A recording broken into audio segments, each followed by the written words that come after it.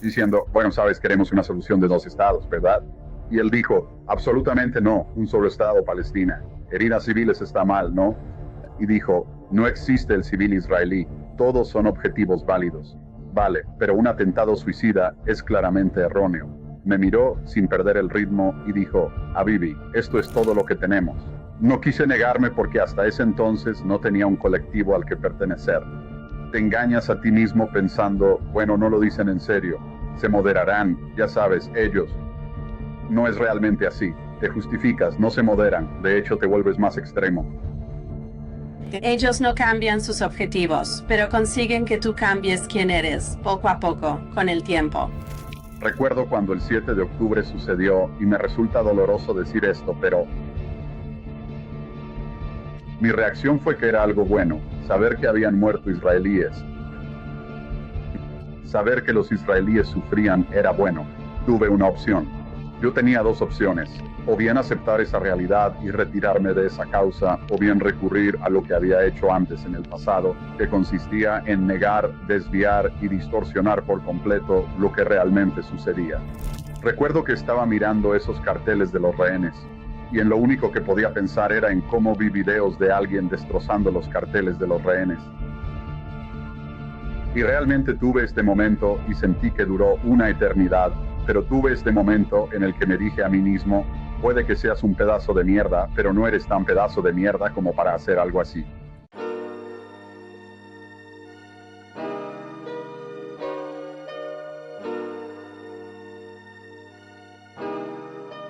Hola a todos, bienvenidos al podcast de Yasmín Mohamed. Mi invitado de hoy es Michael. A Michael lo conocí en Instagram e inmediatamente le envié un mensaje diciendo, por favor, ven a mi podcast. Eres una persona tan interesante, con una historia tan cautivadora, y sé que la historia de Michael los cautivará tanto como a mí. Michael se crió como cristiano copto y más tarde se convirtió al Islam por un motivo sumamente específico. Fue por su odio hacia los judíos y el Islam le dio un lugar donde podía hacerlo cómodamente.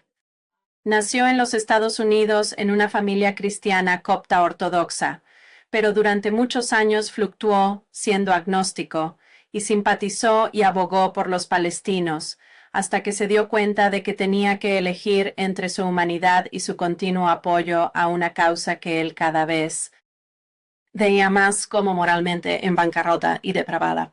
Así que vamos a hablar mucho de eso. Y fue entonces cuando empezó a crear contenido centrado en el conflicto palestino-israelí. Y después de casi 2 décadas apoyando fervientemente esta causa, dice que habría asesinado con gusto a cada israelí. Michael cree que debe a la comunidad judía contar su historia y compartir su conocimiento para combatir la máquina de propaganda y sacar a la gente del culto a la muerte que es Palestina libre. Apoyándose en libros y colecciones históricas para informarse, Michael procura concienciar sobre los problemas del liderazgo palestino, realzar y exhibir las voces y opiniones judías, y defender el sionismo ante un mundo que tiene una comprensión muy limitada de lo que representa. Qué bien, bienvenido. Gracias por estar hoy aquí con nosotros, Michael. Gracias, Yasmín. Así que realmente has estado en todos los extremos posibles. Parece que finalmente te has asentado en un punto intermedio desde donde puedes ver las cosas objetivamente, lo que está pasando en todos los diferentes lugares extremos. Así que llamas a los palestinos, a los pro-palestinos, parte de un culto de la muerte. Así que en verdad deseo retomar ese punto, porque considero que hay mucha conversación necesaria en torno a ello.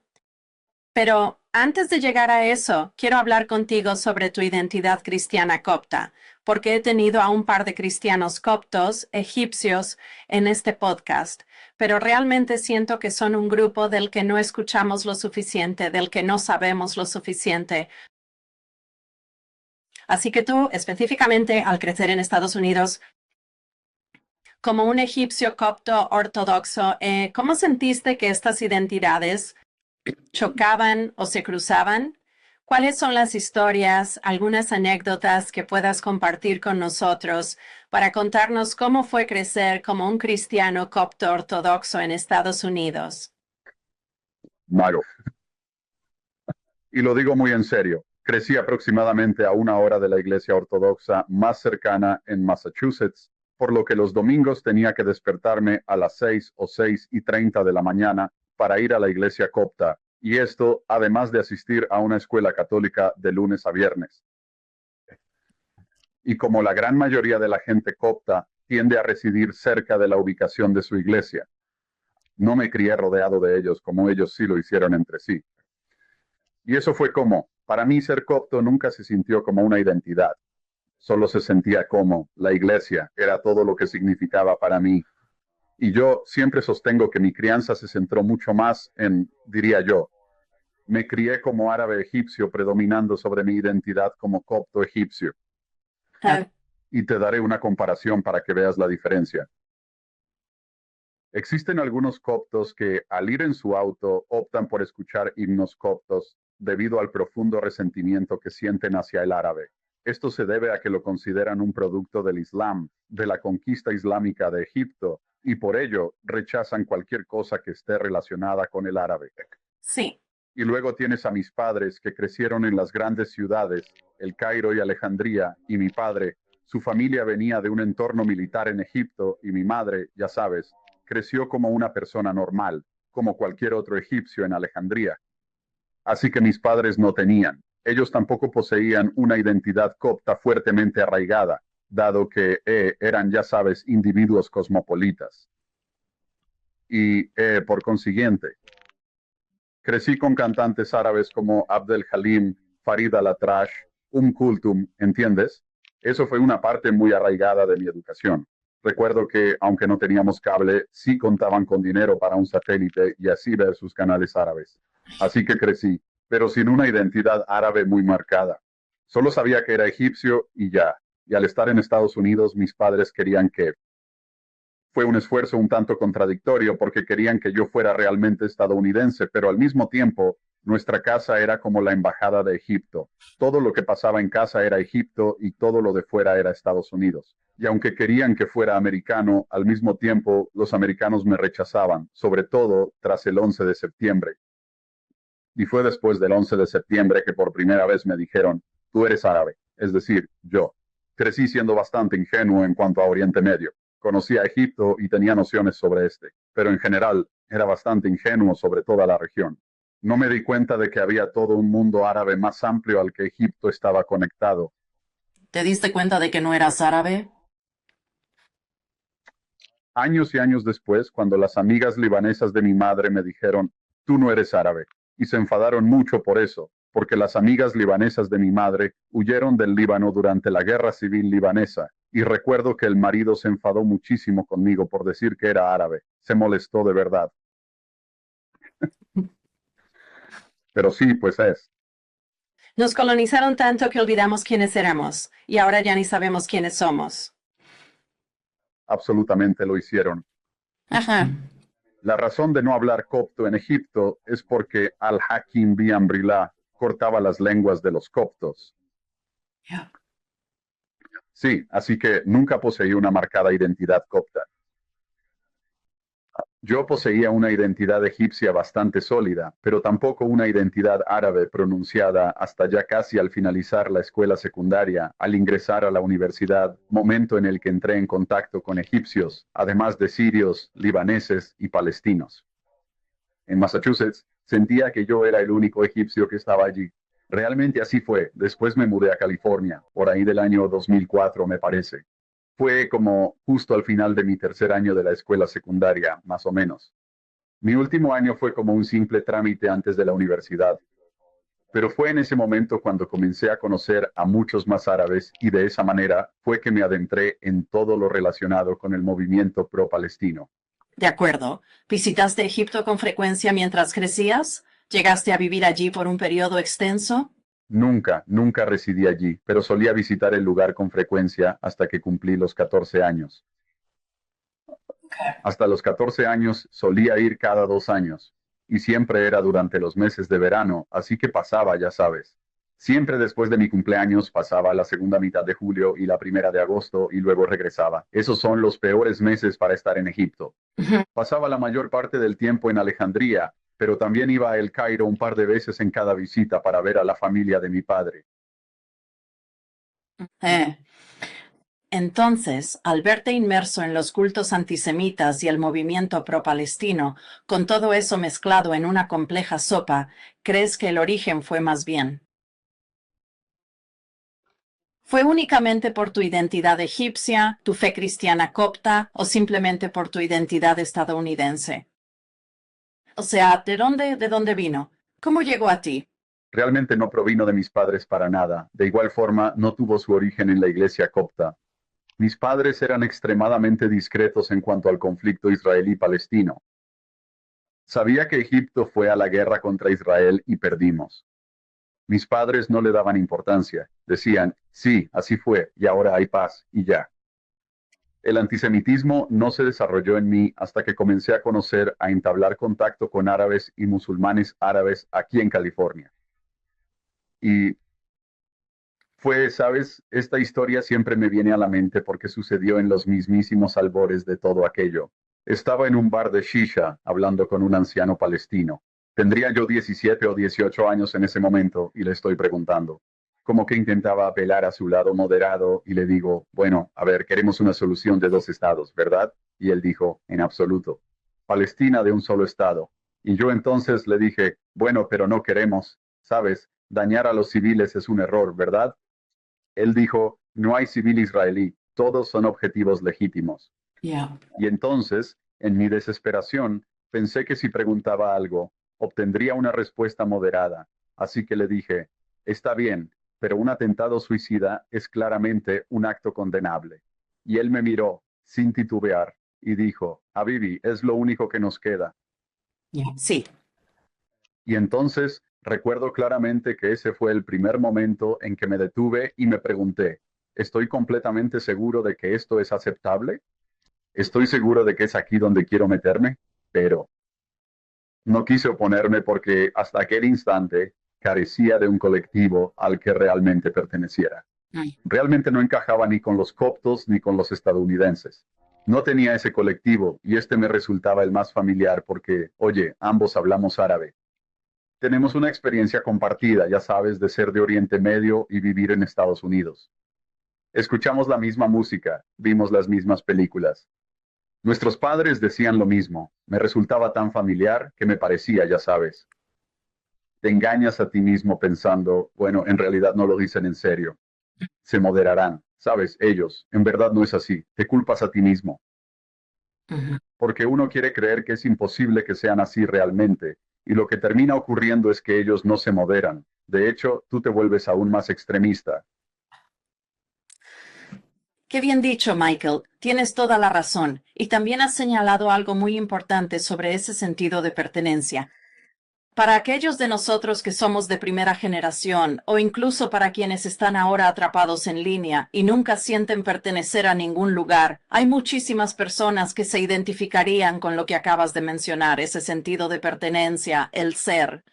Es algo humano, o sea, es una parte vital de nosotros. Somos tribales, ¿sabes? Somos animales de manada, ¿verdad? Y queremos pertenecer a algún lugar, y si sientes que eso satisface tu sentido de pertenencia, entonces vas a justificar las cosas que estás viendo porque tu necesidad de pertenecer y tu necesidad de sentirte parte de una comunidad te satisface emocionalmente. Así que intelectualmente dirás, no lo dicen en serio, o no lo harán, o es solo teoría. Lo justificarás porque te sientes muy reconfortado al ser parte de este grupo. Y creo que esto es muy cierto para muchos atraídos ahora mismo, porque un culto nunca comienza diciendo, buscamos terroristas suicidas, ¿verdad? Va a empezar con, ¿quieres ser una buena persona? ¿Quieres apoyar a los oprimidos? ¿Entiendes? Así atrae a la gente. Con la amabilidad, la bondad, lo bueno, y luego, una vez que estás dentro, una vez que estás enganchado, es en ese momento cuando empiezas a ver la otra cara de la moneda. Para entonces estás tan enganchado que, como dijiste, estás dispuesto a seguirles. Ellos no cambian, no se vuelven menos violentos o radicales, no cambian sus objetivos, pero consiguen que tú cambies quién eres poco a poco con el tiempo. Y eso es algo muy importante porque uno debe ponerse en su lugar para entenderlos, ¿verdad? Si ellos no tienen que transigir en nada de lo que creen, si no necesitan moderar ninguna de sus convicciones, y tú eres quien, por decirlo así, está avalando cada cosa que hacen, ¿qué clase de mensaje les estás enviando? Así que cuando veo, por ejemplo, a gays por Gaza o personas que lucen la bandera trans en sus perfiles y que están respaldando a Hamas, si eres un islamista, tu pensamiento es: mi causa es tan justa que incluso estas personas, a quienes veo como parásitos sociales y aborrezco con todo mi corazón, me brindarán su apoyo. Así que sé que lo que estoy haciendo está bien, y hay que recordar, ten en cuenta que ellos de verdad creen que son los buenos, Sí, no piensan que son los malos.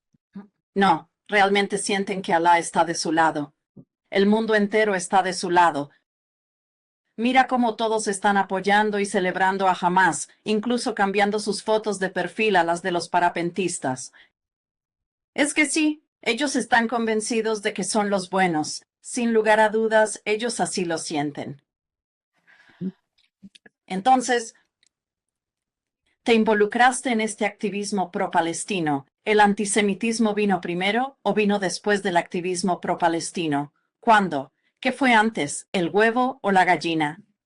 Después, vino después. Porque en un comienzo no eran de esa manera. Quiero decir, eso fue por allá en el año 2006, 2007 aproximadamente.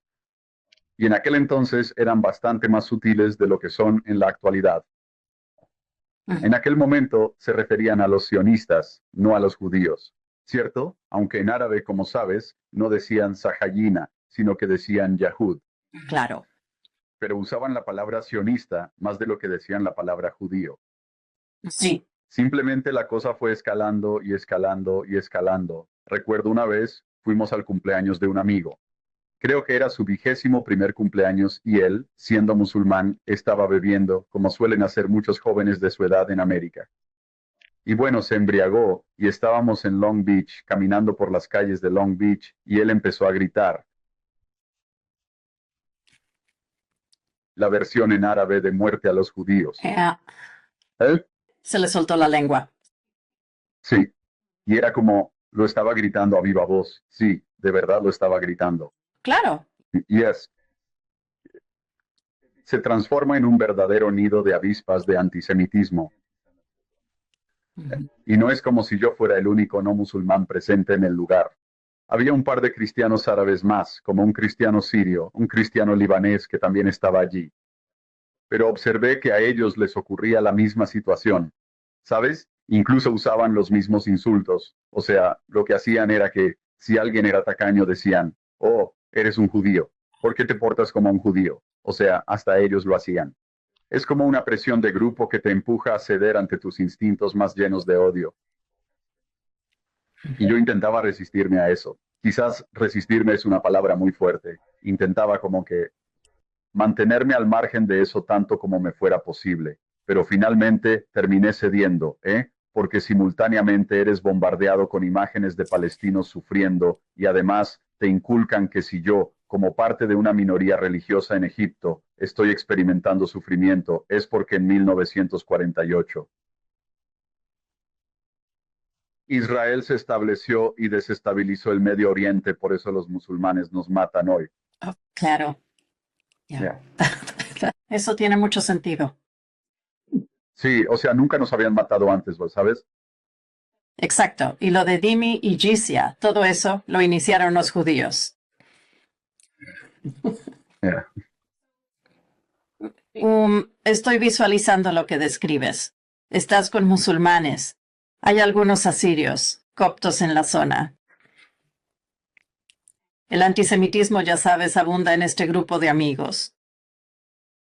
Y estoy, de alguna manera, obteniendo la sensación de que te estás sintiendo como sí. Corrígeme si me equivoco. Tu motivación para convertirte al Islam era casi como un deseo de purificación y de unirte a los buenos. ¿Sabes? Si ellos andan por allí. ¿No es así? Bueno, entonces, por favor, explícame. No, porque no me convertí al Islam hasta mucho, mucho más tarde. Ok, Me hice musulmán en 2021 claro. o en 2020. Mi entrada en el activismo pro-palestino fue por ahí del 2006, 2007. Sí. Y fue un tiempo, yo era agnóstico, básicamente todo eso, yo. ¿Y te aceptaron? ¿Les pareció bien? ¿No les importó? No importa quién seas. Sí, si estás con ellos no hay problema. Sabes, yo hablaba árabe y honestamente, Yasmín, para ellos preferirían que fueras agnóstico en lugar de cristiano, ya que ser cristiano te convierte en un mushrik. Cometes blasfemia al asociar otros con Dios, así que preferían que fuera agnóstico porque, Sí, eres un musulmán potencial. exacto, exacto, sí, como que me decían, sabes, no estamos de acuerdo contigo, pero creemos que es inteligente que hayas llegado a esa conclusión sobre el cristianismo. Eh, Así que, pero sí, realmente he sido, o sea, he sido esencialmente agnóstico desde los 10 años. claro. Pero yo sabía que no creía a los 10 años, lo sabía. Así que cuéntame sobre esa pendiente resbaladiza hacia, ya sabes, la siguiente edición de la trilogía monoteísta. ¿Cómo ocurrió? Pasaba por un momento duro en mi vida, yo. Acababa de terminar una relación muy importante en la que creía que ella era la única y fue difícil superarlo. Y luego, unos pocos meses después de eso, yo tuve un incidente importante. A alguien muy cercano a mí lo encontré con una sobredosis y si no lo hubiera hallado a tiempo, habría muerto. Y fue una experiencia muy, muy dura para mí. Pero eso también coincidió con la época de COVID. Y como sabes, pasé mucho tiempo solo, con poca comunicación, y para ese momento todos mis amigos ya se habían mudado del estado, ¿entiendes? Que uno se mudó un par de horas al norte y el resto se mudó a Nueva Jersey y Nueva York. Y entonces, ya sabes, empiezas, recuerdo. De hecho, recuerdo exactamente el canal que empecé a ver. Era algo llamado Halal Shaikh en YouTube. Y ya sabes, son como estos clips de imanes y dais hablando sobre el Islam y se presenta de una forma muy linda y sana. Ya sabes, como esos clips de apenas 3 minutos. Y así en tu mente piensas, ah, bueno, siempre he tenido ciertas reservas acerca del Islam, pero también hay cosas agradables aquí. Y si puedo, ya sabes, apreciar lo bueno, y no tengo que decir explícitamente y en voz alta que estoy de acuerdo con aquello que me genera dudas, tal vez podría lograr que esto funcionara. Y recuerdo haber leído un versículo en el Corán, y es precisamente el que afirma, Dios está más cerca de ti que tu vena yugular. Y eso me impactó bastante fuerte y luego recuerdo que fui a la boda de mi amigo en Nueva Jersey, a la boda de uno de mis amigos musulmanes. Y ahí, mientras me hallaba en su casa, él me dijo, discúlpame hermano, debo ausentarme por aproximadamente 10 o 15 minutos. Tengo que irme, son las oraciones vespertinas, y recuerdo que me dejó ahí solo, ya sabes, el tiempo que le tomó. Y recuerdo que me senté allí y me dije a mí mismo, vaya, eso requiere una enorme dedicación. Su fe es sumamente sólida. Por alguna razón, aquello tuvo un efecto realmente significativo en mí, ya que en aquel entonces yo estaba llevando una vida bastante hedonista. No tenía, nada era, simplemente no tenía nada. Era casi como una falta de dirección, me sentía como sin propósito. Y la verdad es que admiré mucho que pudiera apartarse de una reunión social para decir, voy a rezar. O sea, yo no podría haberlo concebido. Simplemente no podría, y eso sabes con el tiempo. De hecho, terminé confesándole en confianza algo como, escucha, yo, sabes, he estado pensando seriamente. Mis amigos nunca intentaron convertirme, eso sí, ninguno lo hizo. Creo que esa fue la única vez. Pero una vez que le dije, estoy considerando convertirme al Islam, él. Entonces, se lo tomaron muy en serio. Debes decir tu shahada ahora, porque si mueres católico, irás al infierno, ya sabes. Cuando muestras el mínimo interés, ellos trabajan horas extras para que pronuncies tu shahada. Sí, ni siquiera suelen esperar, así que fue sorprendente de tus amigos. Generalmente es de inmediato. Además, sabían que yo era secularista militante, así que Así que me parece que fue más como. Una decisión espiritual, más que activismo pro-palestino. Judíos antisionistas, como que una especie de... Eran ambas cosas. Simplemente yo lo atribuía a la idea de que ideológicamente uno se siente de esa manera. Y entonces, ya sabes, el Islam definitivamente complementa esa ideología. O sea, no puedes negar que el antisemitismo está arraigado en el Islam. Sí. Así que sí, siento que esto valida lo que yo siento. Es decir, ya no es solamente una ideología política, ahora es, ya sabes, la política en su verdadera esencia. Todo encaja, todo. Sí, Ajá. sí. Y entonces, a partir de ese momento, descubriste que empezabas a volverte más radical y a tener esos pensamientos violentos de querer acabar con todos los israelíes. ¿Fue eso después de tu conversión al Islam? ¿O esos pensamientos ya los tenías incluso antes? Esos pensamientos ya los tenía, pues era un ferviente partidario de Bashar al-Assad. Oh, vaya. Sí, sí. Vale. Apoyaba firmemente a Bashar al-Assad. Veía a Siria bajo el régimen de Assad como el último bastión del, ya sabes, panarabismo. Y la cosa es que en mi grupo de amigos hubo una división. Verás, todo marchaba perfectamente hasta el comienzo de la primavera árabe. A todos nos pareció bien la revolución en Túnez y también la de Egipto. Pero cuando llegó a Siria, eso creó divisiones reales porque Siria es una sociedad multiétnica y multireligiosa. Y yo adopté la postura de que, bueno, dado que Bashar al-Assad es un líder secular, eso significa que él será el único que garantizará la protección de las minorías religiosas. Así que lo apoyé al máximo totalmente. Um, Así que ya tenías esa perspectiva y ese punto de vista. Y también porque Egipto y Siria estaban tan estrechamente ligados en sus guerras contra Israel que sí, ese sentimiento ya existía. Claro. Entonces, ¿cómo pasas de tu rabia asesina contra Israel a poder estar hoy aquí sentado llamándote sionista? Bueno, yo no diría que fuera un asesino. No habría asesinado, pero los odiaba con pasión. Atribuyo ese deseo de Wanta matar israelíes a lo que la causa en sí representa, porque ellos mismos te dirían que no existe tal cosa como un israelí, no lo hay. Inocente. Sí, lo dijeron de los bebés el 7 de octubre. Ujú. Exacto, exacto. Entonces, ¿cómo es posible que haya pasado de tener esas ideas a ser pro-Israel? Pues, mis padres eran sionistas. Eso es, Ah, creo, probablemente lo más, aunque ellos nunca dirían que eran sionistas por el estigma del término, pero mis padres, sobre todo mi padre, él aborrecía el Islam y por ende detestaba la causa palestina, ¿me entiendes? La consideraba una mera extensión de la religión islámica.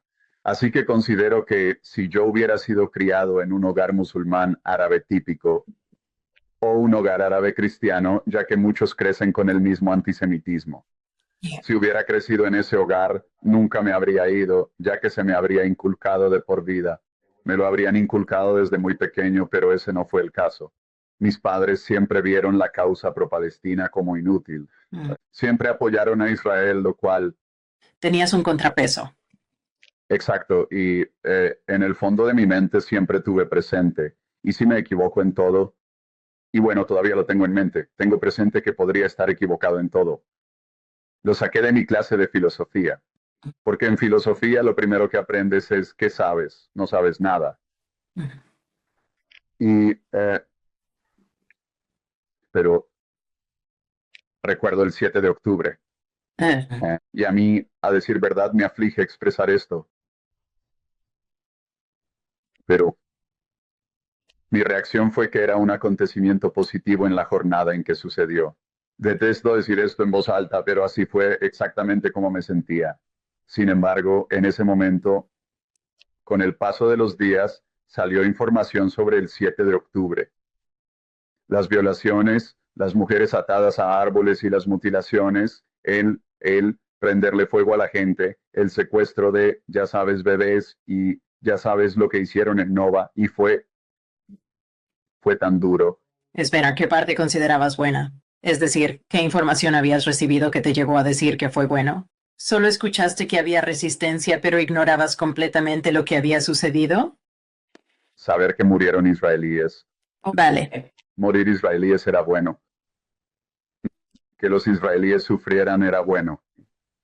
Ah, Y sin embargo, a medida que la información comenzaba a revelarse, uno empieza a percatarse de que no solo murieron israelíes, sino de las formas más horribles. Fueron secuestrados, fueron violados y fueron sometidos a actos brutales. Tenía una disyuntiva.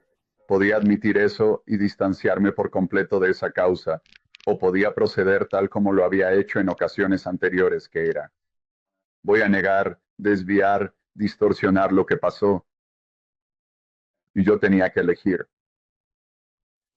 Dios mío, es tan vergonzoso. Sí, es una completa inversión de la realidad, eso es lo que es. Si llevas tanto tiempo en esa causa, sabes invertir la realidad, sabes crear dudas. Si siembro una duda, puedo negar todo y lograr que otros lo nieguen. Y, pero luego, 1 o 2 semanas después, o un par de semanas, varias semanas después, recuerdo que mi padre me llamó y me invitó a comer. Y salí para reunirme con él y él simplemente me hizo sentarme y me dijo, escucha,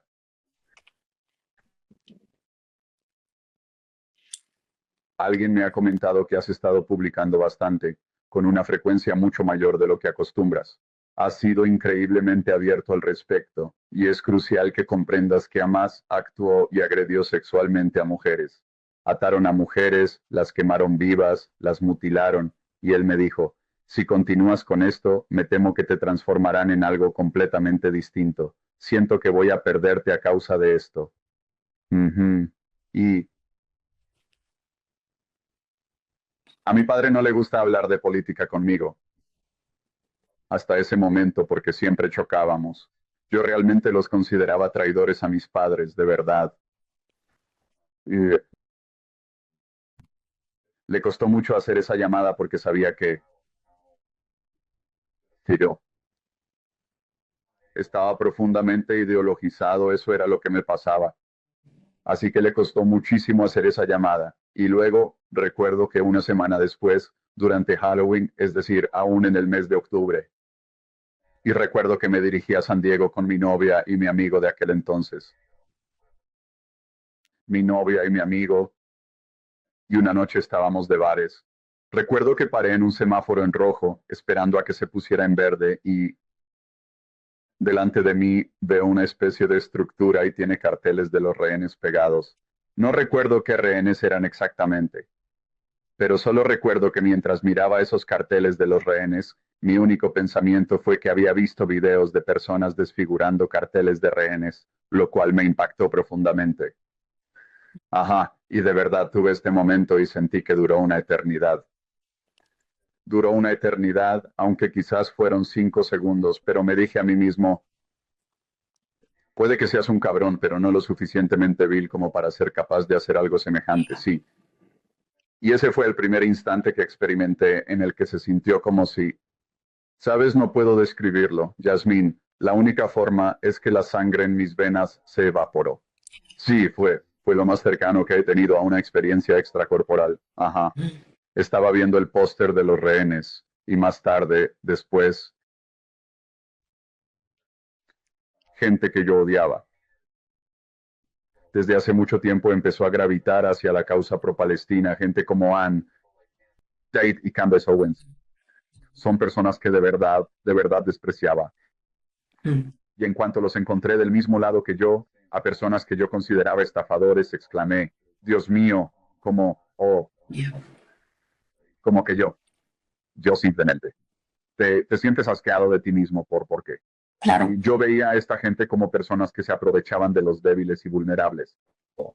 Y entonces tuve que preguntarme, ¿son ellos simplemente un espejo de mí que realmente odio? Es decir, ¿mi odio hacia ellos es realmente mi propio odio? Ujú, ujú.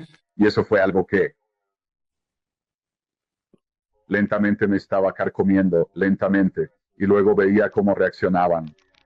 Así que en abril de 2024 ocurrió el ataque con misiles iraníes contra Israel, y recuerdo que todo el mundo lo estaba festejando con gran entusiasmo. Estaban celebrando el ataque con misiles iraníes y yo de hecho, y no solo lo celebraban, sino que criticaban a los países árabes que participaban en derribar los misiles, o sea, Jordania, esos países. Y en mi cabeza yo pensaba, ¿por qué los critican? Es que no lo entienden. Estos países, si permiten que Irán use su espacio aéreo para lanzar misiles a Israel, Israel está en todo su derecho de atacar a estos países. Es que ustedes no lo entienden, son muy cortos de miras.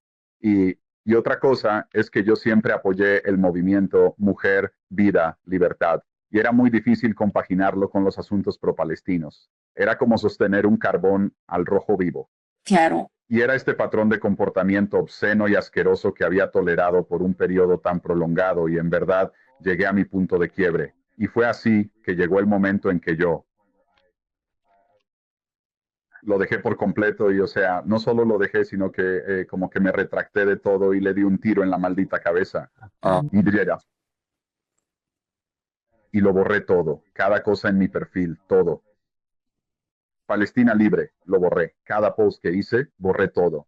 Quiero decir, lo eliminé, lo borré todo por completo. Y recuerdo vívidamente haber estado en el gimnasio. Esto fue a principios de junio. Estoy en el gimnasio, saco mi móvil, semanas tras borrar mi perfil. Saco mi móvil y hay una notificación. Uno de los rehenes israelíes, Noah Admoni, fue rescatado. Sí. Y me sentí feliz, realmente feliz, ya que esta es la primera vez que me alegraba por la salvación o el bienestar de un israelí. Y recuerdo que estaba tan feliz que pensé, esto es genial. Quizás esto nos acerque más al final de la guerra. Y por muy feliz que estuviera por ello, al instante me indigné, pues mi círculo social seguía siendo pro-palestino. No dejé a mis amigos, solo me retiré de ese movimiento. Mi círculo y mis redes sociales, todos seguían ahí, viendo porquerías todo el día. Y nunca olvidaré la publicación que vi.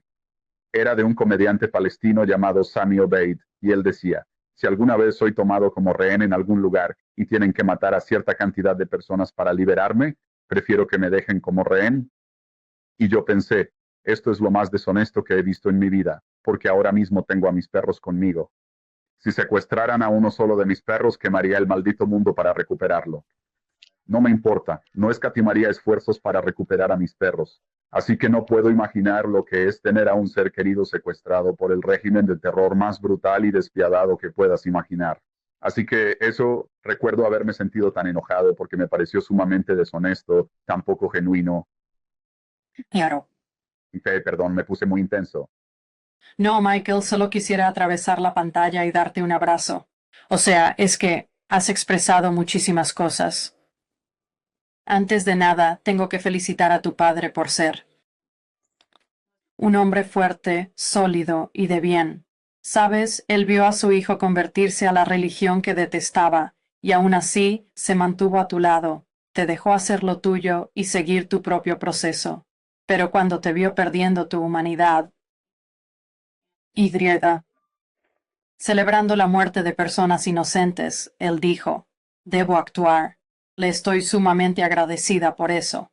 Tienes razón, fuiste muy, ya sabes, supongo que fuiste como, lo que es típico de muchos chicos en edad universitaria, que es simplemente como ir en contra de tus padres. Pero me alegro muchísimo de que él te contactara y te permitiera darte cuenta de que el rumbo que tomabas era bastante desfavorable, y estoy verdaderamente agradecida de que tu humanidad fuera capaz de prevalecer sobre tu adoctrinamiento, y ese instante del que tanto hablabas cuando observaste los carteles de los israelíes secuestrados, y esa sensación que describiste de quizás soy un cabrón, pero no tan malo, eso me trae a la mente el 11 de septiembre. Yo soy mucho mayor que tú. Para mí ese fue mi momento del 11 de septiembre, donde nací musulmana, estudié y viví en países islámicos.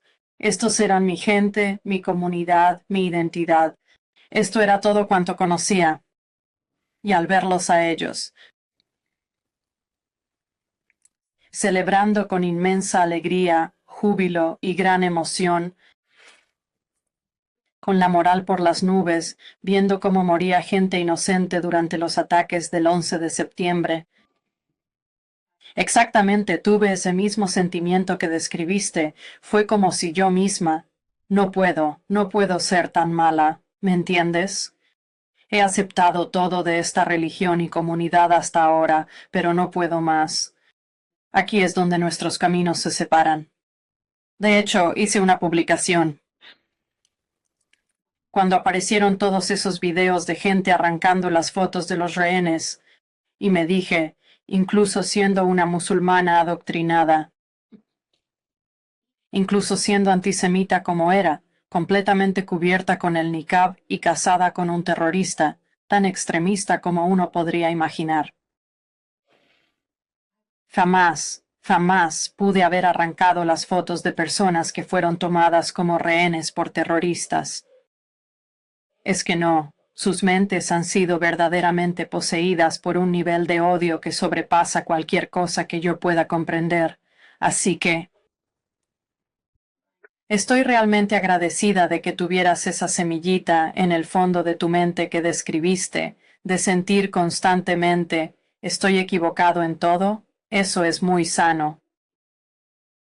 Tenerlo siempre presente, mantener la mente abierta y nunca caer profundamente en madrigueras de conejo. Pero siempre mente abierta a, quizás no lo sé, quizás, cambiaré de opinión dependiendo de la nueva información que me llegue, y estoy muy agradecida por tu padre y por tu mente, por haber salido de ahí. Y de verdad estoy inmensamente agradecida por tu sinceridad al contarnos todo esto. Sé que sientes culpa y ahora se te revuelve el estómago, pero que vengas aquí y el hecho de que compartas todo esto con nosotros, exponiendo tu corazón y tu mente, siendo tan auténtico y abierto, espero sinceramente que realmente logre ayudar a muchas otras personas y les permita ver claramente lo increíblemente peligroso que es este camino. Y confío en que esto también les ayude a darse cuenta de que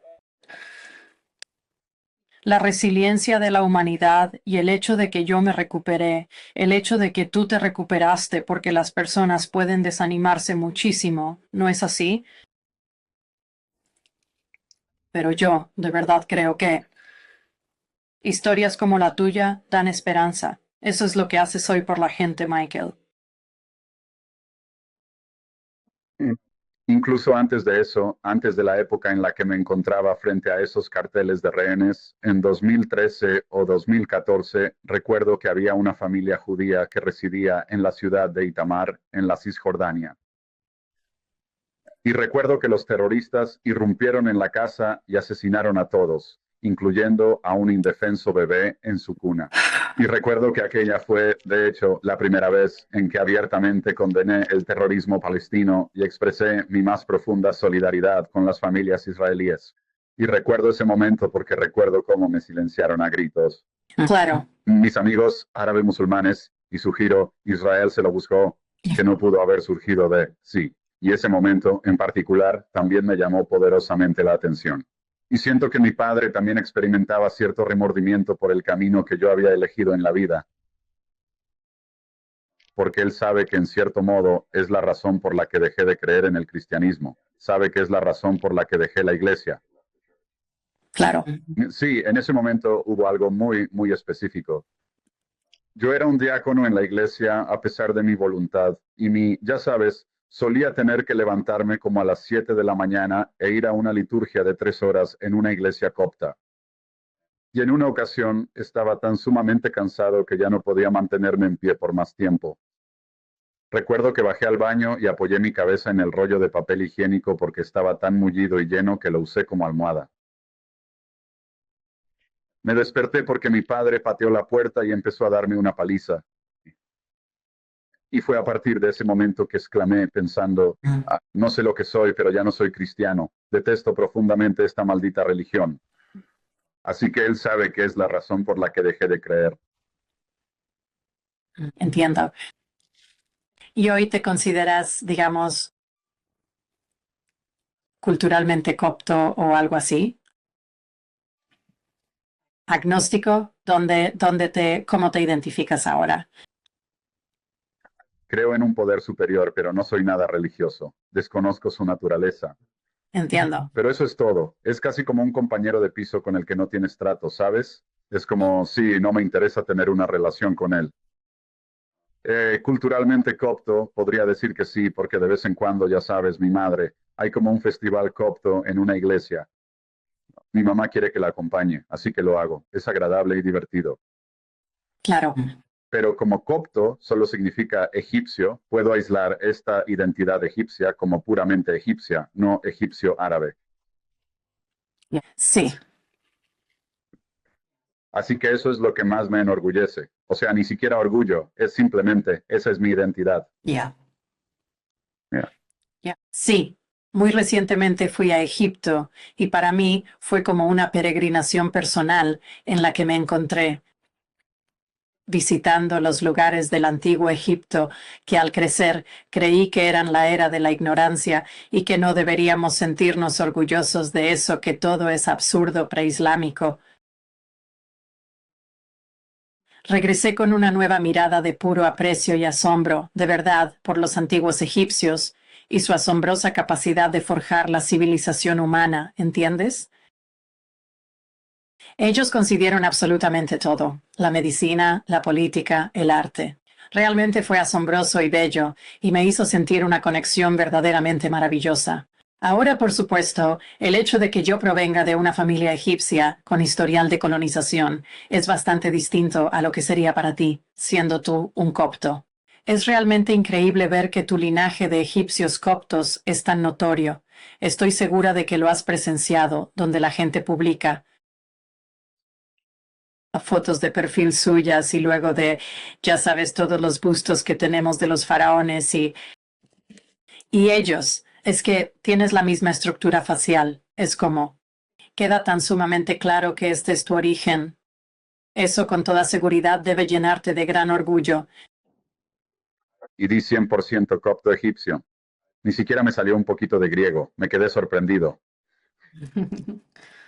Eso es fantástico, es genial. Mi 23 en mí es como un arco iris de,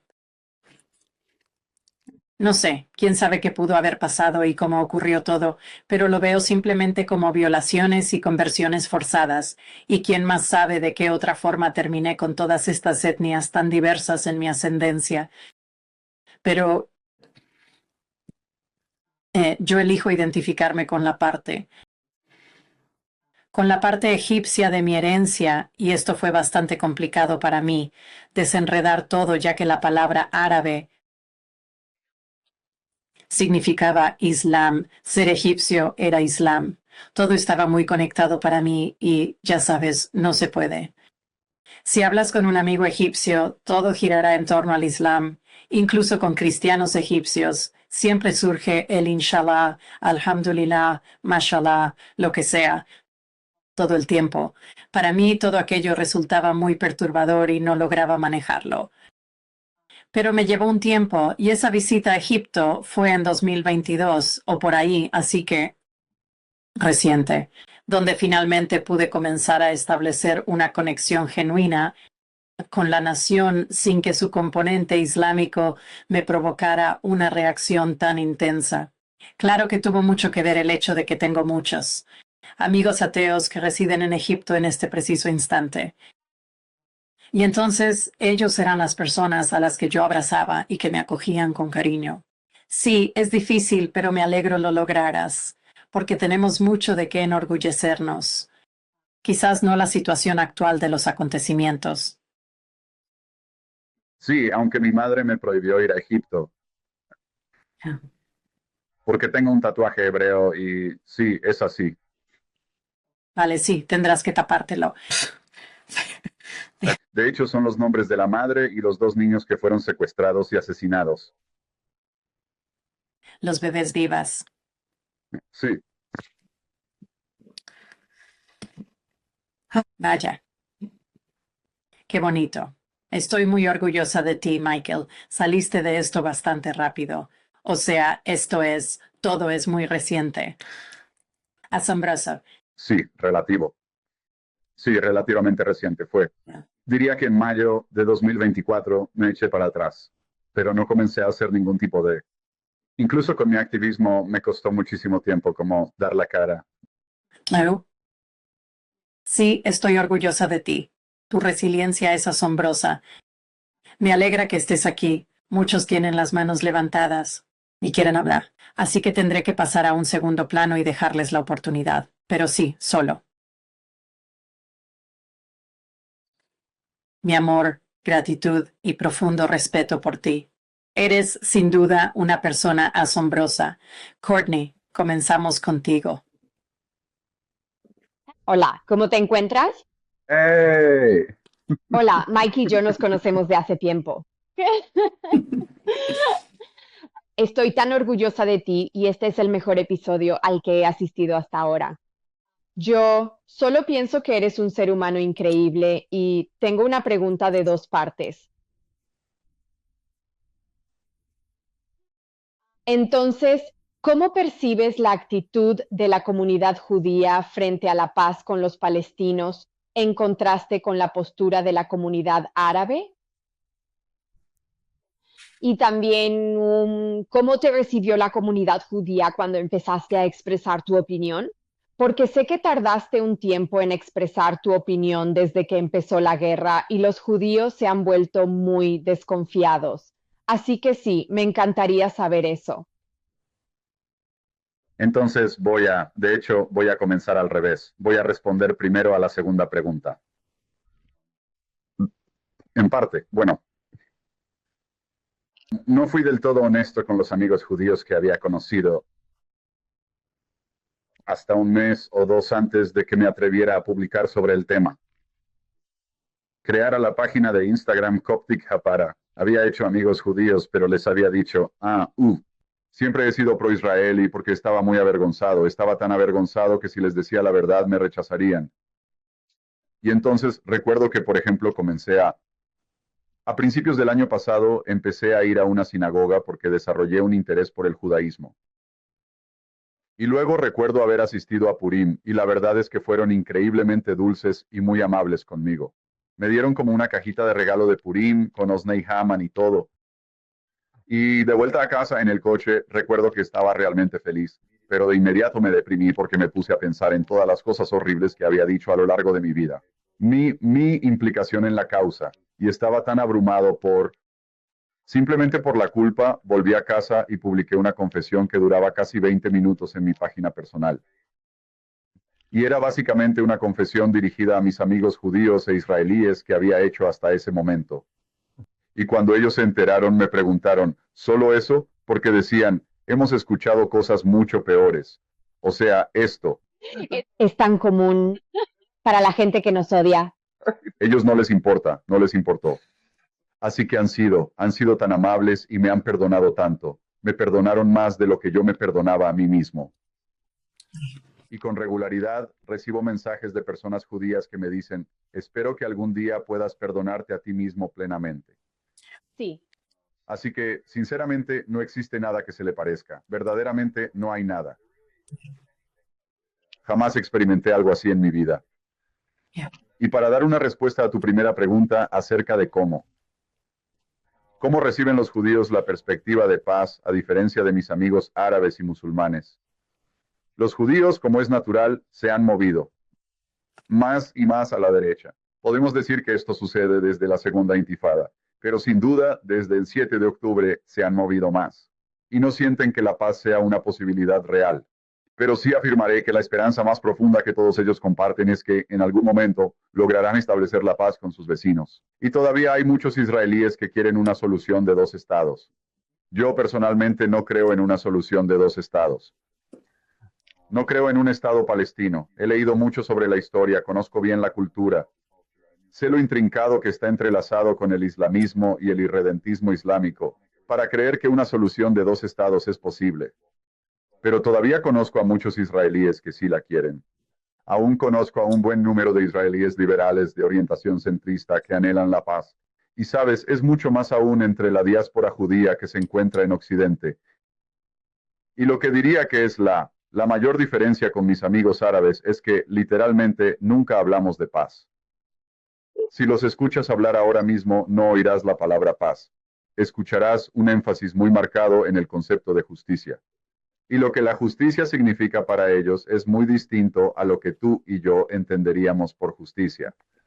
Justicia implica desmantelar. Si ellos sienten que la existencia del Estado de Israel es la injusticia suprema, entonces la justicia solo se logrará deshaciendo Israel, lo cual sería un genocidio. Y también tienes que entender lo que significa la justicia para los musulmanes. No es la justicia social o los derechos civiles que imaginamos. Cualquier injusticia está fuera del Islam. Existe Dar al-Islam y también Dar al-Harb. Entonces, cosas como la democracia son una injusticia. El politeísmo es una injusticia. El cristianismo es una injusticia. Te dirán que kufr y shirk son las mayores injusticias. Y kufr es infidelidad. Shirk es asociar algo más de lo que Alá ha provisto en su sistema perfecto. Sí, una respuesta maravillosamente formulada y yo. Sí, yo lo concibo tal como lo expresó Einat Wolf.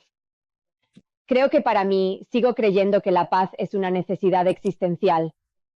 O sea, algún día. No creo que ocurra mientras yo viva, pero, ¿sabes? No puedo dejar de tener esperanza y creo que eso es. Los judíos hemos tenido una esperanza inquebrantable. Así que... De acuerdo. Sí, así que, pero muchísimas gracias y estoy muy orgullosa de ti. Gracias. Te quiero, Fernie. Gracias. Te quiero.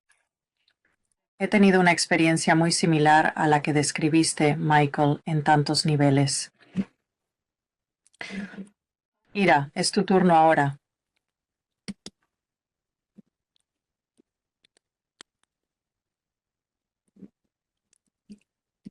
Vuelvo contigo, Ira. Nancy, adelante. Lo siento mucho. Oh, vale. Un segundo, Nancy. De acuerdo. Fue mi culpa. Todo fue mi culpa. Me dejó realmente impresionado tu relato y también varias de las cosas que expresaste.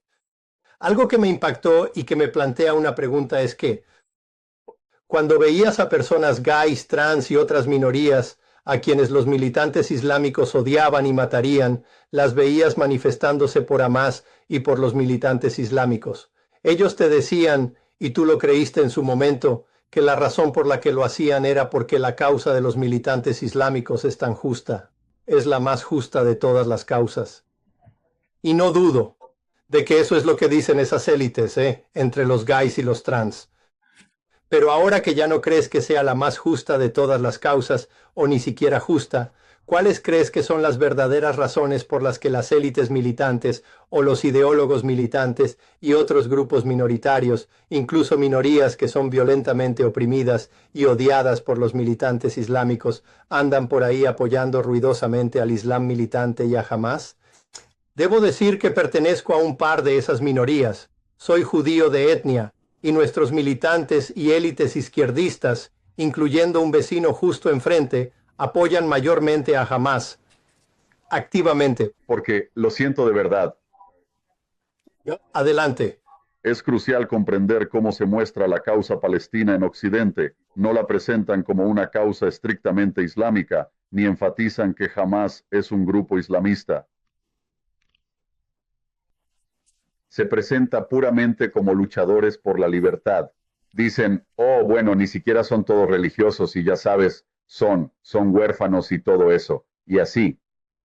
Y luego está el componente en los campus universitarios que es la alianza de izquierda y verde, así que se presenta a los no árabes y no musulmanes casi como una lucha secular.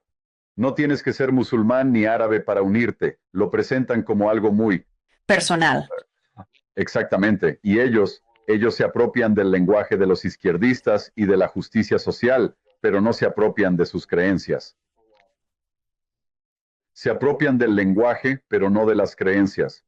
Así que para ellos es realmente sencillo atraer y captar a personas de estos otros tipos de grupos minoritarios, ya que dirán cosas muy locas como liberar Palestina nos liberará a todos. O sea, de verdad, las cosas más locas. Y es que, de verdad, esto es tan, no sé si calificarlo de divertido o no, pero resulta que conocí a una chica que ejercía como trabajadora sexual. Era judía, una trabajadora sexual judía pro Hamas, Hezbollah y CGRI. Y recuerdo que a veces la miraba y pensaba, señora, ¿está perdida? Simplemente no lo captaba. No lograba entenderlo, incluso siendo una persona tan, porque en el fondo soy un secularista, es decir, aunque lo fuese, incluso cuando era musulmán, nunca podría. Nunca quise vivir en un país de la Sharia, ni de broma, ¿sabes? Yo quería seguir viviendo como un secularista, y ellos simplemente tienen una comprensión muy distorsionada de lo que es el bien y el mal. Realmente piensan que, sienten que, si apoyo a las personas que de otra manera me asesinarían, qué bien, mírame. Soy una persona tan buena, soy tan altruista, no tengo ningún interés propio, y ese es él. Es como una especie de altruismo suicida apoyar un movimiento. Donde serías el primero en ser masacrado si vivieras bajo tal régimen. Sí, has llegado a una parte de mi perspectiva sobre eso, pero me gustaría sugerir que un radical francés se convirtió al Islam tras el 11 de septiembre en las Torres Gemelas, y su explicación fue en una frase: ellos son los que lo hacen. Right. Y en mi experiencia, el islamismo, el islam militante, ocupa la posición más alta en la jerarquía interseccional. Y existe una jerarquía interseccional.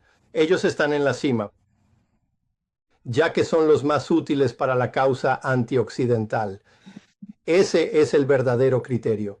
Y todas estas causas y explicaciones con lenguaje universalista están subordinadas a la lucha contra Occidente, que supuestamente es la forma de realizar todos los propósitos universales, pero la verdadera orientación, la que lo define, es contra Occidente. Y eso es lógico a su manera, no es hipocresía, es una orientación horrible, pero es real.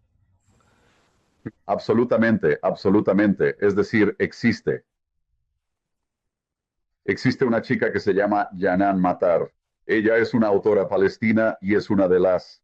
Ella difunde la retórica más violenta que he visto.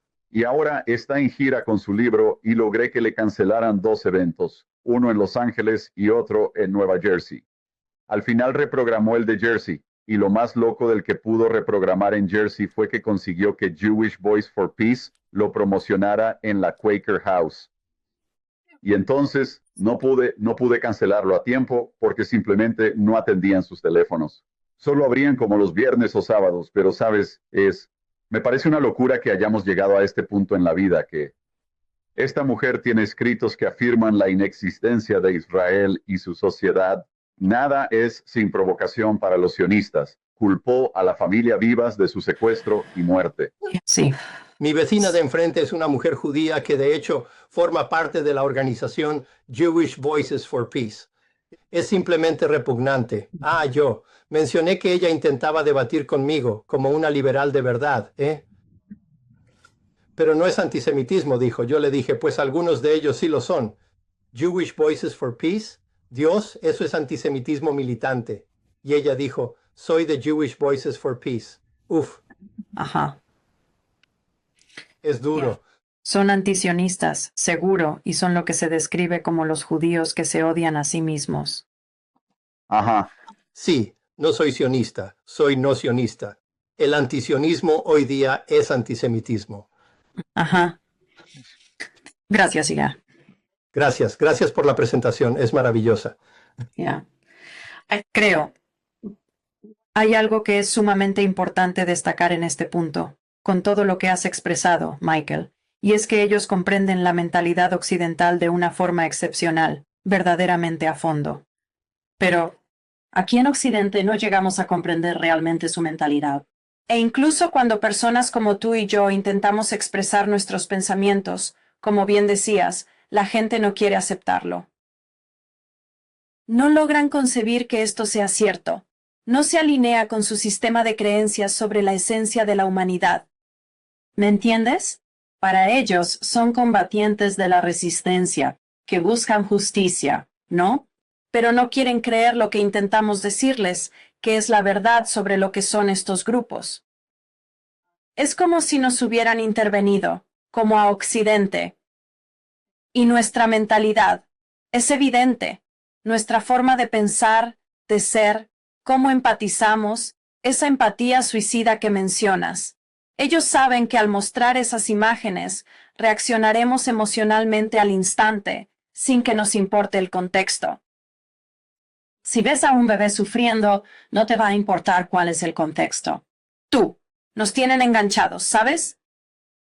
Y lo opuesto también es cierto. Nos tienen tan enganchados que al ver bebés, mujeres o niños israelíes en un concierto, ya nos inclinamos a creer, son colonos y se merecen lo que les sucede. ¿Sabes a qué me refiero? ¿Han hecho un trabajo tan bueno? Interviniendo la mentalidad occidental, y no al revés. Nadie en Occidente, o mejor dicho, muy poca gente, comprende realmente la forma de pensar de estos grupos, y por esa razón es desigual. En América, los musulmanes de Estados Unidos y Canadá aprendieron de los errores de los musulmanes de Europa. Los musulmanes en Europa presentan un extremismo que es bastante evidente. Ya sabes, hubo un grupo llamado Al-Muhajirun que celebró el 11 de septiembre y cosas así. Los musulmanes en Estados Unidos aprendieron de esos errores. Representan una amenaza distinta debido a su extremismo asimilado. Janan Matar está a favor de los derechos gay, pro-trans y todo eso. Entonces, para la izquierda y los liberales de Estados Unidos piensan, nos ha concedido esto, ¿no? Sí. Pero es extrema en todo lo demás. El extremismo más peligroso es el que no se ve a primera vista. Están bastante asimilados para ocultar su extremismo. Sí, y eso es lo que dijo Hassan al-Banna. Él es el abuelo de los hermanos musulmanes. Básicamente, él empezó todo este proyecto islamista de antioccidente, pro-islam, ya sabes. El lío que enfrentamos, y eso fue lo que dijo. Dijo, tengan a sus hijos en Occidente para que puedan infiltrarse con éxito. Entenderán cómo piensa la gente de allí y sabrán cómo hablarles. Nosotros no, según él, ¿verdad? Nosotros no podemos, pero si criamos a los niños en Occidente, ellos sí podrán. Es lo que sucede. Podemos ver sus intenciones, pero... Progresistas, el americano promedio no lo ven. Creen, está de nuestro lado. Adelante, Nancy. Sí, hola, ¿me oyen bien? Sí. Te oigo. Ahora, sí, lamento no haberme mostrado. No me sentía bien hoy, pero me alegra conectar con todos ustedes. Lo primero que deseo expresar, antes de presentarme adecuadamente, es mi sincero agradecimiento a Michael y también a Yasemin. Estoy aquí sentada y he estado llorando todo el tiempo. Intento parar de llorar para poder hablarles. Y espero sinceramente poder verte cara a cara, Michael, un día de estos. Hay tanto que podría compartir que probablemente sorprendería a todos los que están escuchando. Y estoy tan contenta, como dije, de haberlos encontrado. A modo de, sí, quiero aplaudir tu valentía, Michael. Realmente aplaudo tu valentía y le rezo a mi versión de Dios, que es la bondad. Solo la bondad, sin importar la religión que uno mire o no, a la bondad, al amor. Y veo que eso viene de ti y rezo para que te protejan al decir la verdad. Y yo creo que se la has protegido. Estás haciendo algo tan crucial. Por favor, nunca lo olvides. Así que... Tú. De nada. En cuanto a la introducción, y puede que suene un poco confuso, les diré en qué creo a todos ustedes. Y empezaré con un título que tengo, y aunque no creo en los títulos, esto ayudará a explicar por qué estoy tan afectada. Perdona, Nancy. Voy a interrumpir un momento para recordarte que mucha gente espera, así que intenta ser lo más concisa posible. Lo seré, no hay problema, no tardaré mucho. Ok. Soy lo que se conoce como filósofa de la ética, según mi formación académica. Ojalá conociera menos la historia de todas estas cosas y otras más, de lo que hablamos aquí. Mi pensamiento es este: me criaron para ser amable, amar, ser magnánima, compartir, amar a todos los humanos, valorar la vida sobre todo, que los niños son muy valiosos, que todos somos valiosos, que la tierra es valiosa, para nunca ser cruel ni dañar a nadie. Todo esto me fue enseñado. Fui criada judía. Aún así, estaba abierta a todo. Y a estas alturas de mi vida, hay tanto que podría compartir, pero me gustaría decirte que sé lo que es ser odiada, que me arrojen cosas, ser discriminada y aún más. Pero me pregunto, Michael, ya que no hay mucho tiempo, ¿qué sugieres tú como persona joven, dado que, Yasmín, te he oído decir que no se puede convencer a alguien que tiene esto tan arraigado? No es fácil decir, soy buena persona, me importas, no bastará, no nos oirán. Así que te pregunto, Michael, ¿qué método crees que podríamos usar ahora mismo con tanto antisemitismo? Está por todas partes, en la academia, lo sé, en cada escuela, está en todas partes. ¿Qué crees que podemos hacer para avanzar, aparte de este tipo de espacios de encuentro? ¿Qué haremos? Debemos protegernos, tengo que ser cautelosa. Hablé en la radio y me dijeron que no debían decir mi nombre, que debía permanecer oculta. Así que, ¿qué sugieres como medio para que otros jóvenes o personas que ya no son tan jóvenes hallen la forma de decir la verdad para que el bien, como lo que florece en ti, Michael, pueda también irradiar hacia los demás, considerando toda la complicidad, la confusión y la fealdad que parece rodearnos para así revelar la belleza que es posible? ¿Qué? ¿Tienes alguna idea de lo que podemos hacer como comunidad de personas que se preocupan por los demás, por todas las personas? Dale Carnegie afirmó que nadie convence a la fuerza. Yes. Y lamentablemente el antisemitismo y el antisionismo son fenómenos que han surgido de múltiples y diversas crisis. Ahora mismo en esta nación estamos enfrentando una crisis de identidad y además una profunda crisis de información. Así que, lamentablemente, no puedo dar muchos consejos sobre lo que el pueblo judío puede hacer, aparte de seguir haciendo lo que están haciendo, porque una de las cosas buenas de la comunidad judía, entre otras, es que el mensaje es muy consistente. No se puede negar la arqueología ni la historia. Son cosas asombrosas que poseen. El problema es que estamos en una guerra de información, aunque prefiero no llamarla así, ya que es más bien una guerra de información contra una industria de mentiras. Sí, debo decir esto. Como egipcio, me beneficio enormemente del prejuicio de las bajas expectativas. Así que ahora puedo confrontar a los pro-palestinos con la misma persistencia que yo demostraba cuando apoyaba la causa palestina. Y la gente no le ve problema a eso porque soy egipcio y ya tienen ese prejuicio de bajas expectativas. Así que puedo decir y hacer cosas que ustedes simplemente no pueden. Tienen que aplastar este movimiento. Metafóricamente hablando, deben luchar contra él como si fuera una amenaza existencial. Esto es una guerra, simplemente tienen que luchar. Arrancarles la garganta metafóricamente hablando.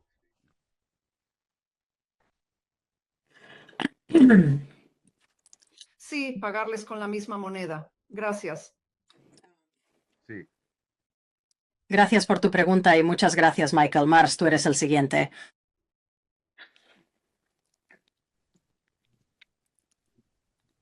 Gracias, Yasmín. Michael, tu historia me conmovió mucho, al igual que los detalles sobre tu familia. Me puedo identificar con algo de eso. La pregunta que yo tengo para ti es, en las conversaciones y en tus esfuerzos, ¿cómo se han desarrollado tus diálogos? ¿Qué resultado han tenido cuando intentas hablar con los miembros de la multitud pro-palestina? Quiero decir, son un grupo que está ideológicamente comprometido. Ya. Lógicamente, comprometido, y ellos, la gente está tan dispuesta a aferrarse a sus ideas, como a palabras como genocidio, apartheid, pero cualquiera que se haya, que realmente se haya tomado el esfuerzo de investigar un poco la historia de Israel y su gente sabe que eso es falso, pero es complicado llegar a personas así. ¿Cuáles han sido tus resultados hasta ahora? La cosa es que en realidad no hablo con ellos, más bien los ataco.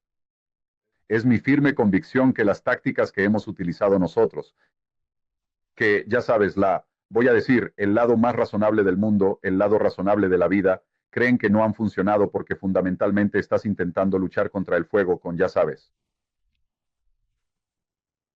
No sé con qué, pero tienes que combatir fuego con fuego, por lo tanto yo. De algún modo, el haber sido pro-palestino por tanto tiempo me ha preparado para esta posición, ya que sé muy bien cómo defenderme de ellos. En primer lugar, detestan que no se les tome en serio. Aborrecen la humillación, y por eso no los normalizo en absoluto.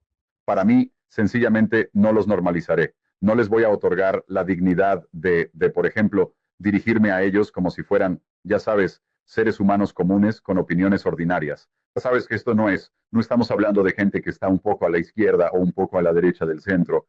No, estamos hablando de gente que cree en las mismas cosas que los terroristas y necesitan ser tratados como terroristas. Eso debe suceder. Estos grupos pro-palestinos requieren que, espero que estos grupos sean etiquetados como grupos de odio. Primero, anhelo la prohibición de la hermandad musulmana en esta nación. Me encantaría ver a CAIR prohibido y a UNRWA como organización terrorista sancionada. Yo no estoy dispuesto a cederles absolutamente nada. Tengo que luchar contra ellos y tengo que librar una guerra cultural contra ellos, contra el Islam. No creo en la paz con ellos y no soy un pacificador. Interesante, gracias. De nada. Suenas muy árabe, Michael. Dijiste que no, pero fue muy árabe de tu parte. Yo nací preparado para esto. Sí, pero ese es el asunto. Es decir, una vez que... No, no es posible. No puedes combatir fuego con malvaviscos, ¿entiendes? No puedes. No puedes responder con amor y paz y kumbaya, ¿sabes? Simplemente no puedes. No sabes a qué te enfrentas. Y nosotros sí lo sabemos porque lo vivimos, ¿sabes? Respiramos, existimos en eso. Éramos nosotros. Por eso. Podemos observar lo increíblemente absurdo y ridículo que resulta en realidad para no reconocer a lo que realmente te estás enfrentando. Realmente eres como un pato sentado en este momento. Entiendo perfectamente lo que dices, Michael. Katia, sigues.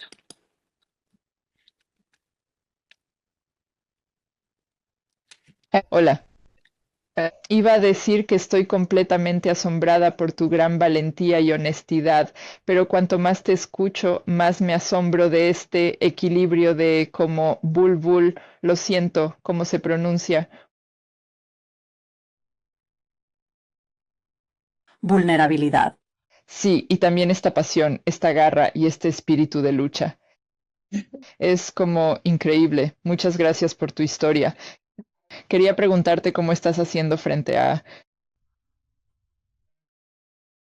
con los cambios en tu como círculo de amigos.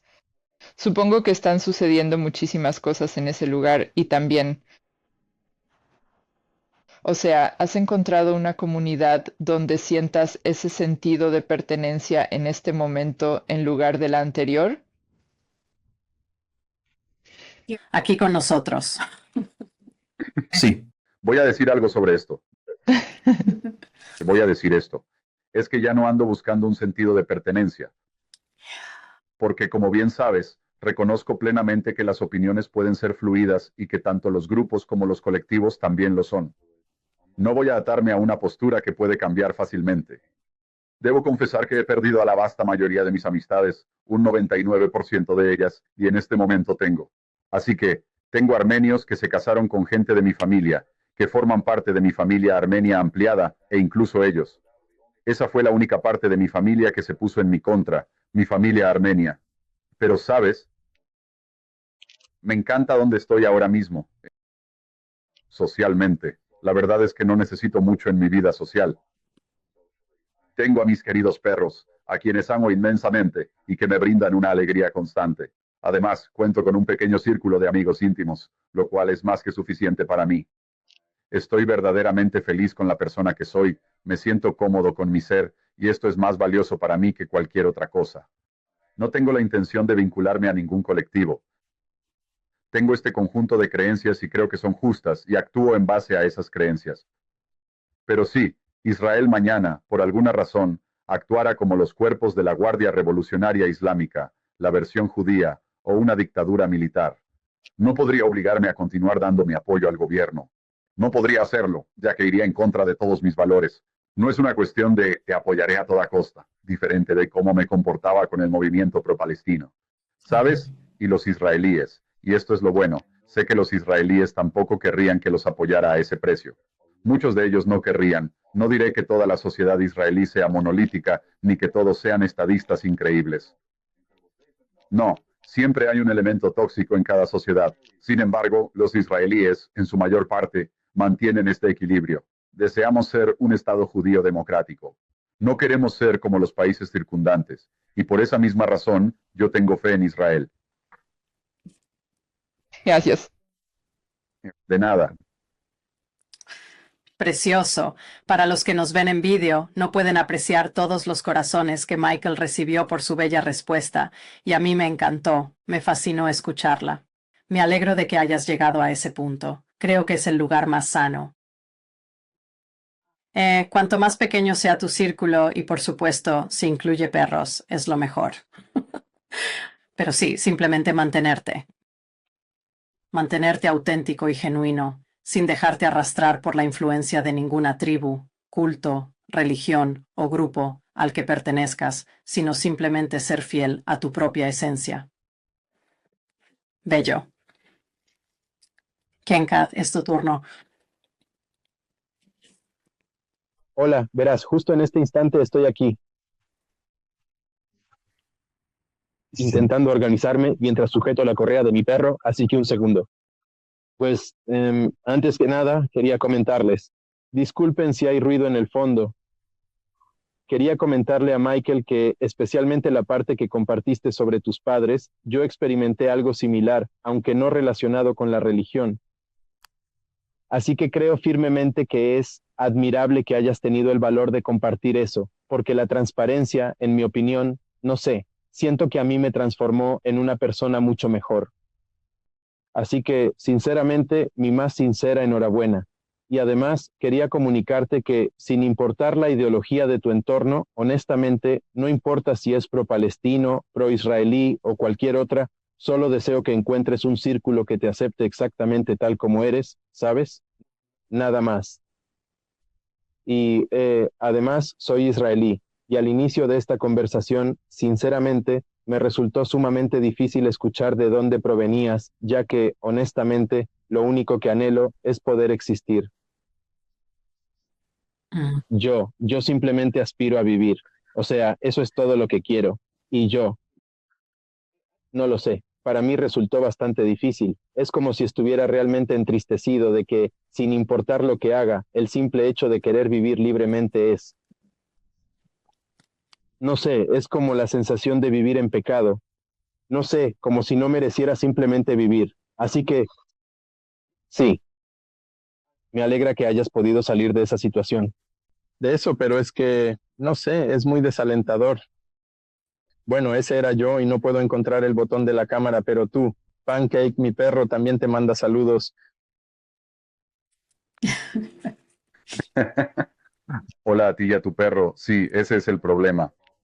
Con esta ideología es tu existencia lo que está en juego. ¿Cómo razonar con tal ideología? Por eso no puedo normalizarla. No puedo, ni tampoco puedo engañarme creyendo que el otro bando solo tiene diferencias que se puedan conciliar. En verdad, no lo son. Sí, buen punto. Esta gente cree, oh, si solo tuvieran esta tierra. Si te fueras de Gaza y se la dieras, oh, si tan solo. Sí, si tan solo los puestos de control, o las escuelas, o los hospitales no fueran así, o si les diéramos más dinero, o si tan solo, si tan solo, si tan solo. Tú y yo sabemos que nada de esto marca la más mínima diferencia, al final del día. El objetivo siempre ha sido y siempre será la erradicación de Israel y de cada judío que vive allí. Siempre ha sido así. Nunca vacinaron ni cambiaron de parecer. Es lo que han estado diciendo desde el principio. No quieren su propio Estado. Ni siquiera les importa tener su propio Estado. Solo les importa que los judíos no tengan el suyo. Hay 57 naciones musulmanas. Ellos. No es que necesiten la existencia de Palestina. No es que precisen, ya sabes. No lo hacen. Es justo lo que tú decías antes. Ellos son simplemente peones. Están siendo utilizados como garrotes. Se les usa básicamente para erradicar el Estado judío. Y eso, ya sabes, también está financiado por Irán. O sea, todo se trata de eso. En realidad no. ¿Cree que Irán o los musulmanes necesitan esa tierra? ¿Crees que los árabes necesitan ese pedacito? No, claro que no, pero Yasmín, mucha ganas de la muerte. ¿has oído a alguien de casa usar colonialismo de asentamiento? Sí, exacto. No, es todo. Para esta gente de aquí sí, ciertamente. Oí, Usan el lenguaje que conocen. Sí, exacto, porque esa es la historia de Canadá y Estados Unidos. Esa es la historia empapada en sangre que los colma de culpabilidad, la cual están conscientes de que activará su empatía, ¿no es así? Quieren no la empatía cognitiva, sino la empatía emocional, ¿verdad? Lo único que anhelan es que se genere una reacción. Y si empiezan a dar la impresión de que Palestina era este hermoso estado árabe donde los árabes convivían, ya sabes, preparando hummus, construyendo castillos de arena, y todo resultaba precioso. Y de repente estos judíos aparecieron de la nada, llegando de Europa y tomaron posesión de sus casas, y que andan por ahí con la llave de su hogar, que estos colonos llegaron y se hicieron cargo de sus viviendas. Esa es la historia. Y es, sin duda, una historia muy convincente. Y lo importante, creo que Courtney mencionó a Einat Wilf, que es una persona genial en este tema. Y ella es muy buena en este tema, como nosotros, ya que fue de extrema izquierda. Y uno tiene que haber estado allí primero antes de poder empezar a reconocer la total locura de todo esto. Y ella hablaba de cómo esa historia es tan convincente porque es muy simplista. Es como, sabes, encaja perfectamente en un TikTok. Es como un nivel de comprensión de Plaza Sésamo. Así que, si solo vendes esta mentira, este meme empaquetado de opresor versus oprimido, colono colonialista, ya sabes, pueblos indígenas, etc. Todo es mentira. Pero funciona, ¿sabes? Les toca la fibra sensible y les hace sentir como, oh, vaya, nosotros también hicimos eso. También somos colonos y no se dan cuenta de qué. ¿Cómo fue que un cuarto del planeta fue colonizado por musulmanes? claro. Si crees que estás luchando contra los colonizadores, ¿quién está colonizando? ¿Quiénes son los colonizadores aquí, verdad? Curioso que menciones a Einat Wilf, Yasmín, pues en tu episodio con ella descubrí lo horrible que era la UNRWA. Ese episodio que tuviste con Einat Wilf me reveló muchísimo y fue muy decisivo para mí en cómo formularía más tarde mis opiniones sobre las cosas. Ah, qué bonito. Tendré que asegurarme de comunicárselo, sí. Gracias. Y para quien nos escuche, su libro se llama La Guerra del Retorno y lo recomiendo muchísimo. Y es de suma importancia, como bien señalaste, Michael, que las personas comprendan los hechos sin más. Y tu propio gobierno, junto con el mío y todos estos gobiernos occidentales, están realmente proporcionando miles de millones de dólares para el apoyo de Hamás. Es importante que sepas que tus impuestos financiaron esos túneles, así que es vital que la gente lo entienda. Sara. Hola Michael, gracias Yasmín. Hola Sara, ¿Cómo estás? estoy genial. Sé que Yasmín ya lo había mencionado, pero la gente te adora. Tu vulnerabilidad, como dijo Katia, tu responsabilidad y autoconciencia son increíbles. Te apreciamos. Comprendo lo increíblemente difícil que resulta sentarse aquí y mostrar tu alma de esta forma, y te lo agradezco de corazón. Una vez conversaste sobre Sin Velo, de hecho grabaste un video. Y fue entonces cuando comprendí, este hombre me agrada, es inteligente, adoro ese libro. El libro de Yasmín, sé que hablamos del libro de Einat Wilf, adoro ese libro. Sin Velo me ha hecho sentir vista y cuerda. Y me ha dado un propósito, y me ha dado una comunidad. Cuéntame qué fue lo que más te impactó al leer el libro Sin Velo. Habla un poco de Sin Velo, esa es básicamente mi pregunta, por favor, gracias. Es el hecho de que hay escenas, ¿sabes? Cuando estoy. Primero que nada, cuando leo Sin Velo me resulta tan familiar que puedo como ponerme en su lugar en el libro. Y hay escenas en las que todo se me hacía tan familiar por mi propia educación como él. Yasmín mencionaba que su madre comía semillas y veía películas, algo que también veo en la mía. Ella tendrá, ya sabes, las semillas y verá sus telenovelas árabes. Es simplemente que lo que pasa es que, de algún modo, y esto lo mencioné en el video cuando realicé la reseña, sentí como si hubiera crecido en una familia copta muy musulmana, dada la extensión en que estábamos arabizados. Y, ¿sabes? La violencia o el maltrato físico fue una parte intrínseca de mi crianza y algo con lo que conviví desde pequeño. Y eso fue, quiero decir, también añadiré que en el caso de Yasmín fue considerablemente más extremo, pero aún así me hizo sentir algo así como, y sé que no es algo raro en la cultura, pero es que simplemente resonó conmigo, me conmovió de tal manera que sentí que era. ¿Sabes el amor que se siente por alguien, que sabes que nunca te querrá como tú le quieres, y desear que te corresponda? Eso es realmente difícil. Y he tenido, y aún tengo, experiencias similares con mis padres, pero también he aprendido a mantener una distancia saludable de ellos. Amo a mis padres, pero a la vez también he llegado a entender que para mi bienestar. He bloqueado a mis padres varias veces en el móvil, así que, ya sabes, dejó de importarme. Pero bueno,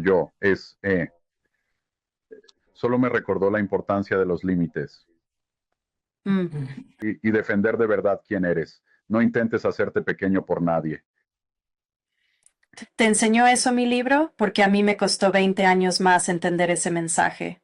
Me alegro, de verdad me alegro de que captaras ese mensaje porque es increíblemente importante y estoy muy agradecida de que, pudieras sacar ese mensaje de mi libro, aunque a mí me costara tantos años más llegar a vivir realmente según eso. Tienes toda la razón. Pon tus límites.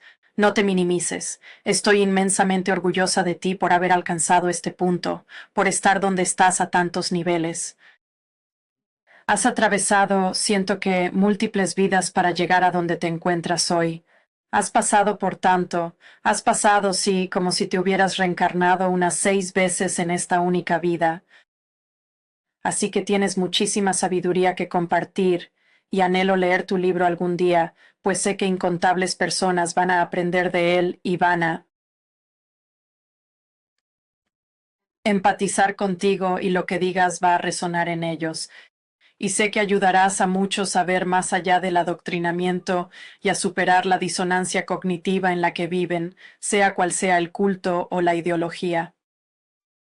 Pero creo que es muy, muy importante en estos tiempos que alguien que ha estado tan profundamente inmerso en la cuestión pro-palestina, que ahora se llama, ya sabes, palestinismo porque va más allá, no eres pro-palestino. Detente, tú no lo eres. Esto es una ideología, ¿cierto? Y realmente creo que es fundamental para nosotros escuchar las voces de un denunciante que proviene de ese grupo, tan profundamente integrado en él, que incluso te llegaste a convertir al Islam. Creo que tu voz es extremadamente importante y extremadamente relevante ahora mismo. Y, sabes, si pudieras, cada fin de semana, durante los próximos meses, siéntate y plasma tu historia al máximo. Te ayudaré a autopublicarlo. Si no consigues un editor, ya sabes, ojalá que sí, pero tu historia necesita ser escuchada. Hay muchísimas personas en este preciso momento, sumergidas en la misma oscuridad en la que tú te encontraste. Creen ser personas de bien, pero sin saberlo, están provocando más mal que bien. Por eso es tan crucial que tu historia se oiga, ojalá llegue a esa gente, o al menos a sus allegados, ¿entiendes? Para iluminar en el mundo y que tu historia logre un efecto dominó, sirviendo para difundir la verdad y generar cambios. Sí, me encantaría. Es algo que nunca consideré. La sola idea es Sí, increíble. especialmente ahora. Hay que hacerlo ya. Las cosas en el mundo están realmente muy mal, y de algún modo solo parecen empeorar cada vez más. Así que sí, pienso que eso sería extremadamente valioso para aportar al planeta en esta coyuntura, verdaderamente sanador para todos. Muchas gracias, Michael. Antes de irte, ¿tienes algunas últimas palabras de sabiduría para nosotros? Quizás puedas decirle a la gente dónde pueden seguirte, aunque lo pondremos en la descripción. Pero mucha gente escucha este podcast, por eso si pudieras, decirles dónde encontrarte, cómo apoyarte o darnos algunas últimas palabras de sabiduría antes de que concluyamos. Cóptica para 0548 es mi Instagram. Ahí es donde realizo la mayor parte, la porción más grande de mi contenido. No tengo palabras de sabiduría, solo diré dos cosas que considero. Me sentiría mal si no lo mencionara. En primer lugar, tráiganlos a casa ahora mismo, ¿saben?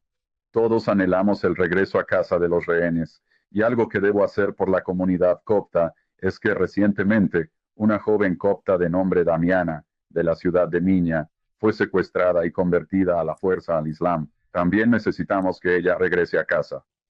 Están protestando frente a la embajada egipcia en Grecia ahora mismo porque obviamente no pueden protestar en Egipto.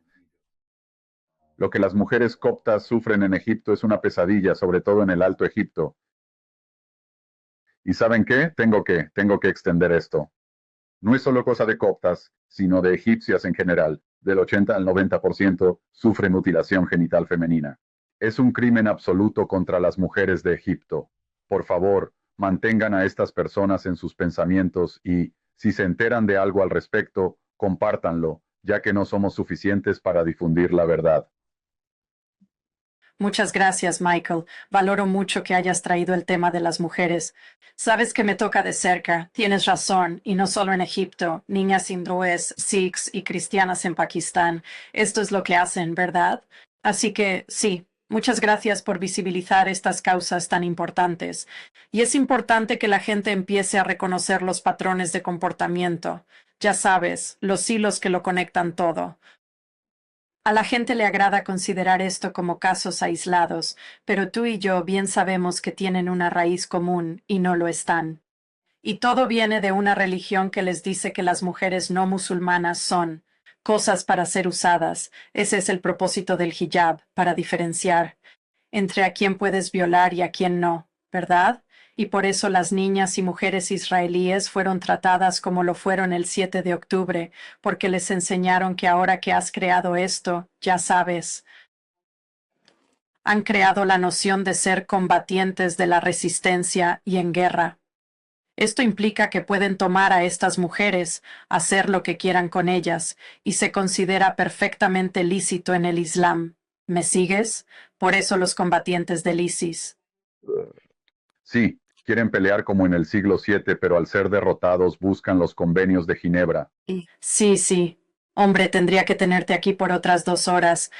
Eres increíble. Gracias. Muchísimas gracias, Michael. Y gracias a todos por acompañarnos hoy. Y, bueno, sigue adelante, Michael. Te veo en todas partes. Estás en los circuitos de podcasts y veo tu cara y oigo tu voz. No podría estar más orgullosa de ti. Eres asombroso y estoy. Yo también a ti, Yasmín. Eres una heroína, en serio. Al recibir la invitación no lo creí. Eres una gran inspiración para mí. Eres una heroína. Leer tu libro fue como leer mí. Casi fue como leer mi propia historia. Realmente te admiro y te doy las gracias. Fue un honor hacerlo. Gracias, Yasmín. El aprecio es totalmente mutuo. Gracias, Michael. Y gracias a todos. Cuídense. Adiós. Thank you for listening, for watching, or for joining me in the Yasmin Muhammad podcast. If today's conversation moved you, I ask you, please don't let it end here. My work is about shining light where silence has allowed suffering to grow. It's about standing up for those who are punished simply for thinking freely, for questioning, for wanting to live their truth. If this matters to you too, please help me keep going. Subscribe to my YouTube channel, share these stories, and bring more people into this conversation. And if you'd like to go a step further, you can donate or become a monthly supporter through going to yasminmohammed.com. Your support helps me keep producing this content, engaging in advocacy, and reaching those whose voices are often silenced. You can also follow me on Facebook, Instagram, and Twitter to join me, to join the conversation, and to share these messages so they can reach even more people who need to hear them. Your voice, your engagement, your support, they truly make a difference. Thank you for standing with me, for choosing courage over comfort, and for helping build a world where freedom of thought is not a crime. Until next time, stay brave, stay loud, and never stop questioning.